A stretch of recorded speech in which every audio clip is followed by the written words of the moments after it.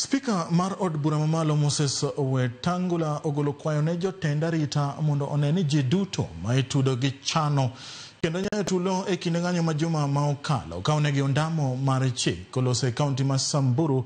Wetangula wacho ni kata obedo ni pend chik opodho ng'anyo ok oyiene oganda ketho mwandu ka oseyo okang' mane rawere moko kawo mar goyo obila moro mamiyo. Wetangula bende ne otiyo gi thuolono mar golo dhok ne kweth maketo sirikal tesre ka okoni giwe timo siasa mag athuwe e kinde ma gisero ombulu. Jatelono okwayo oganda mondo obed kod horuok ka owacho ni tije duto mane jatend piny William Ruto singo negi e kinde yiero ma okalo ibiro tim.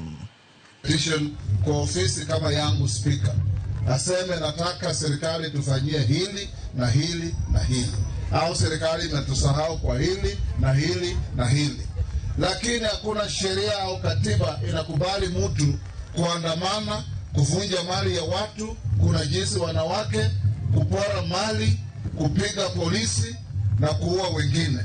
Hiyo sheria haikubali.